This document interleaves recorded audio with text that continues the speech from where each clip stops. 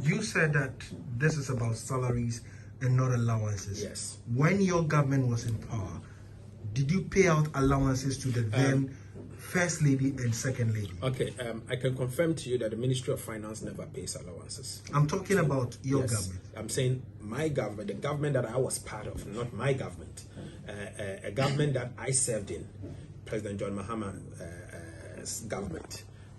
I can confirm to you that the Ministry of Finance never paid allowances.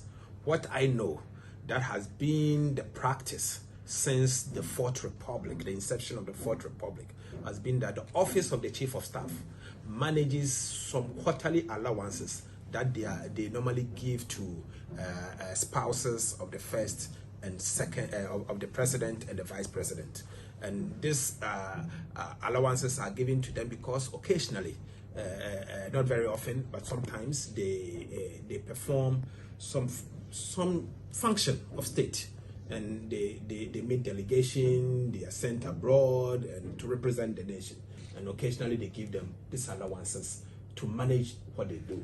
So that one I know, but I've not been part of the administration of that allowances and cannot speak to the detail. But as long as salary is concerned, no government since Adam in Ghana has ever paid. We should learn something from this, and then we should reform the way some of these things are approved. And going forward, we should learn from it, because the mood of the country isn't good. The anger out there is not healthy for our democracy, and we should accept that there should be some reforms, and we, the politicians, particularly the ruling class, should learn something from it, because clearly, the impression out there isn't good at all for the cause of this country, and there's the need for us to pick some lessons from this, and indeed the president himself must speak and probably apologize to the people of Ghana for such a decision he's made, because I strongly believe that it is not the way to go, and he erred on this matter. I'm glad that the First Lady and then the Second Lady have both issued a statement to say that they are rejecting the allowances. But let me say that the issue that we are discussing has nothing to do with allowances. The issue that we are discussing has to do with the salaries. Sadly, the communique failed to mention the salary, and I thought that they should have mentioned that as to whether they have received the salary or not, contrary to what the TUC is saying, because TUC is saying that from the work that they have done, they can confirm to the public that they were paid the back pay dating back 20 reason. There's no basis for the Ministry of Finance to authorize the Controller and Accountant General to make any payment, paying salaries for the spouses of the president at the time and the vice president at the time. So please, it is not true. What the MPP seeks to do is to equalize what seems to be a major backlash on the single policy that was proposed by the Presidential Committee on Emolument and approved and accepted by the President of the Republic.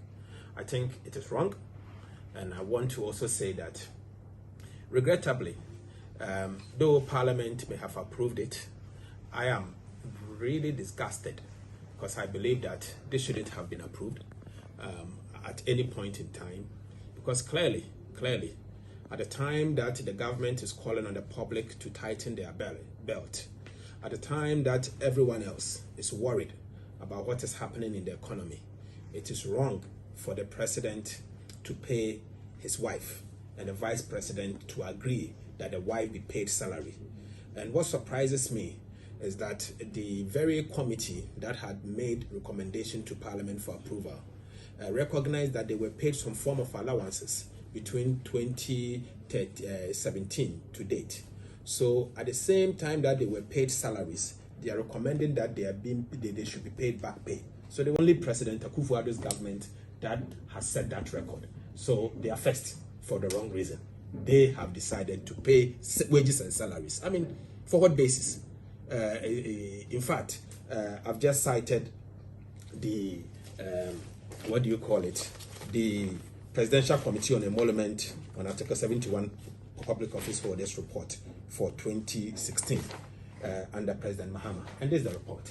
I've just gone through, and there's nowhere that a recommendation was made that certain first lady and second lady should be paid salaries. It is not the case. The contention is about taxpayers' money being expended on these two, first and then the second lady. How do you respond to suggestions that, yes, just like you have made very well known, that it's not about salaries, but then it's about allowances. They have enjoyed some allowances of the sort. And what they have returned to the state, or what they are seeking to return to the state now, is about allowances, but not on the salaries that the emoluments committee had proposed, to which the Parliament of the Seventh Parliament had approved. So the issue is about taxpayers' money, which they think that they do not deserve to be proposed, to which the Parliament of the Seventh Parliament had approved. So the issue is about taxpayers' money, which they think that they do not deserve to be expended on. How do you respond to such a question? So if as soon as you mention taxpayers' money, then you broaden the scope. One, we are aware that the First Lady, for instance, is operating an NGO or a foundation. That foundation gets money from GMPC, for instance. That is a taxpayer's money. So now that he's decided to refund the allowances, she's going to refund those ones as well, because that is also taxpayers' money, and it's important to put that in perspective. So if you say taxpayers' money or public fund, you don't have to just look at the allowance. You have to look at entirely what they do and what actually benefits them and the organization that they operate, because obviously that organization may have engaged in a function, probably bought petrol, and she may have sat in a car, and it will mean that she has benefited.